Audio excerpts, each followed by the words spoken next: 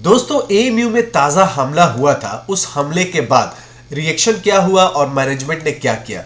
Student union को लेकर बवाल मचा था और इस बवाल में बहुत सारे बच्चों का करियर खराब हो गया।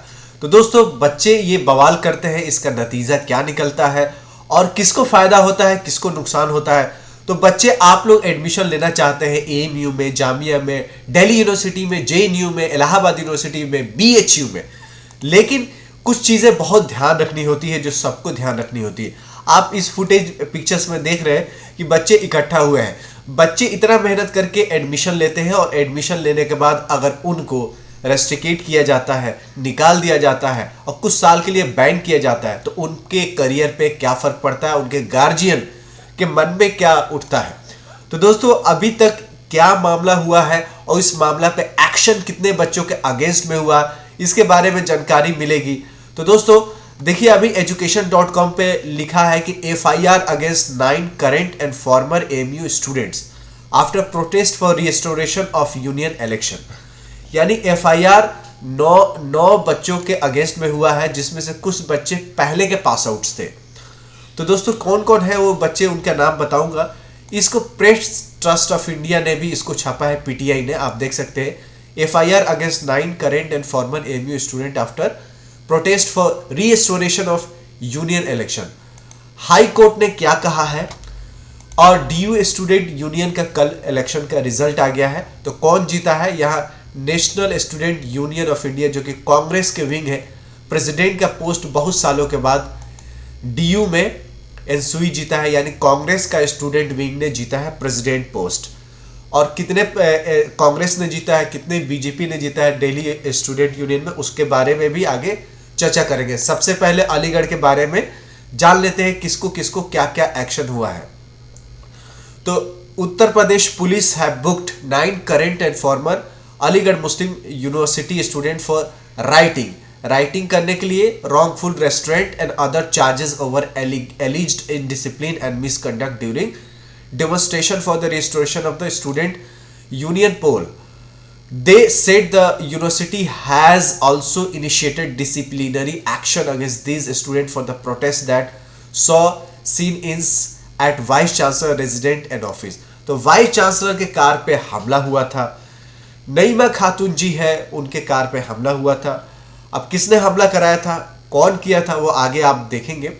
According to Aligarh Muslim University authorities, AMU के अथॉरिटीज ने कहा है कि ex student Paras Mohammad Shoaib and Mohammad Salman Ali have been debarred from admission to any courses for the 5 years। 5 साल के लिए कौन कौन, पारस मोहम्मद शोएब, मोहम्मद सलमान अली को 5 साल के लिए यूनिवर्सिटी में एडमिशन लेने से मना किया गया है। They added that the university has also placed a restriction on their entry into campus. और इन तीनों को भी कैंपस में एंट्री से भी रोका गया है। आगे बताऊंगा किसको फायदा किसको नुकसान। University official have accused these 3 former student for instigating their peers to surround the vice chancellor office car. मतलब इन तीनों ने मिलके बच्चों को एक्साइट किया था और इंस्टिगेट किया था कि vice chancellor official car and engage in disruptive behaviour including chasing and attempting to ransack the vehicle. और कार को इन्होंने फॉलो किया था और अटेम्प्ट किया था कि कुछ करें। According to circle officer Mayank Pathak, the FIR was registered at civil lines police station on Thursday। Based on the complaint क्या क्या धाराएं लगी हैं इन पे देख सकते हैं। BNS सेक्शन राइटिंग के लिए 126 लगा है, रॉन्गफुल रेस्टोरेंट के लिए 132 लगा है, using criminal force against public servants 121 धारा, इंटेंशनली कॉजिंग हर्ट 324 धारा लगा है, causing mischief. AB official said 6 current student have also been suspended for their involvement in the process. जो करंट स्टूडेंट है उनका क्या नाम है, मिसबाह कैसर BR के स्टूडेंट है, जकीउर रहमान मास कम्युनिकेशन के, Mohammad Adil Khan MA sociology, Mohammad Danish MA women's study, Arif Ahmad PhD political science, Irfanul Shabir BA have been barred from entering the campus until further investigation in the completed। जब तक इन्वेस्टिगेशन नहीं होता तो इनको कैंपस से रोका गया। अब किसको फायदा किसको नुकसान। तो दोस्तों बच्चे आते हैं पढ़ाई करने के लिए और पढ़ाई छोड़ के ये सब काम करते हैं, तो जाहिर से बात है उनके और उनके दोस्तों को नुकसान ज़रूर होता है। फ़ायदा किसको होगा वो मैं इस स्टूडेंट यूनियन का इलेक्शंस जो है डीयू का, इससे मैं बता रहा हूँ कि फ़ायदा किसको होता है। आप दिल्ली यूनिवर्सिटी को कभी विजिट करिए, आसपास के रोड यहाँ पे देख लीजिए, नॉर्थ कैंपस, साउथ कैंपस, सभी देखिए यहाँ क्या हालात है। यहाँ के हालात जामिया से भी बदतर है। जामिया तो काफ़ी अच्छा है, जामिया में घुसना चाहेंगे तो बिना आई कार्ड के एंट्री नहीं किया जाएगा। डीयू में कोई भी घुस जाता है, हालांकि यहाँ सिक्योरिटी गार्ड है, कभी आई कार्ड 99% टाइम पे नहीं मांगते हैं, तो कोई भी एंटर कर जाता है डीयू के कैंपस में। इसके अलावा स्टूडेंट यूनियन के जब भी इलेक्शन होता है, बहुत सारे पोस्टर वगैरह ये सब इतने बांटे जाते हैं, लाखों करोड़ों पैसे खर्च करते हैं, उस पर हाई कोर्ट का आदेश आता है और बहुत बड़ा बवाल होता है। इस बवाल में कितने बच्चों का टाइम जो है पढ़ाई करने का जो होना चाहिए वो इधर उधर में जाता है। अब यहाँ पे एनसुई के रौनक खत्री जीते हैं जो कि कांग्रेस विंग के हैं प्रेसिडेंट पोस्ट। वहीं वाइस प्रेसिडेंट का पोस्ट भानु प्रताप सिंह जीते हैं जो कि एवीपीपी से आते हैं, जो आरएसएस बैक्ड स्टूडेंट विंग है। वहीं पे जनरल सेक्रेटरी के जो वोट है उन्होंने कांग्रेस जीता है। जनरल सेक्रेटरी का विक्ट्री यहाँ पे देखेंगे। जॉइंट सेक्रेटरी जो है ये while additionally Mitra Vinda Karanwal of एवीपीपी one secretary position, और जो जॉइंट है वो जॉइंट सेक्रेटरी कांग्रेस ने जीता है। तो दो दो करके दो एनसुई ने जीता है, दो एवीपीपी ने जीता है। तो एनसुई पहली बार प्रेसिडेंट का पोस्ट यानी सबसे बड़ा पोस्ट जीती है और 1300 वोट से जीती है। लेकिन डीयू में हर साल इलेक्शंस होता है, लेकिन यहाँ के इम्प्रूवमेंट देखेंगे अभी भी हॉस्टल सारे बच्चों को नहीं मिलता है दिल्ली के होने की वजह से। लेकिन इसका सॉल्यूशन क्या है? सॉल्यूशन कुछ ना कुछ करना चाहिए। और दिल्ली के आसपास एरिया में इतने कॉस्टली पीजी है कि आप डीयू में जो पढ़ रहा है उससे पूछिए कि पर महीना आपका खर्चा कितना होता है। तो स्टूडेंट यूनियन का जहाँ हर साल इलेक्शन होता है वहाँ तो क्या इंप्रूवमेंट है? टॉयलेट की फैसिलिटी अच्छी नहीं है, आसपास के साफ सफाई सही नहीं है, प्लस आसपास के रहने में खाने में बच्चों को बहुत ज़्यादा पैसा देना पड़ता है। तो डीयू स्टूडेंट यूनियन का हर साल इलेक्शन होता है तो डीयू में जो जीतता है उसी का करियर बनता है।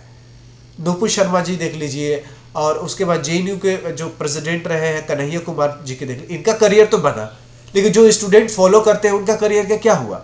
तो ज़्यादा मैं बच्चों से यही अपील करूँगा कि कहीं भी इनके साथ नहीं जाइएगा, लफड़ा होगा, दंगा फसाद होगा, गोली चलेगी तो गोली देख के नहीं लगेगी कि आप सीधा आदमी है कि बुरे आदमी है।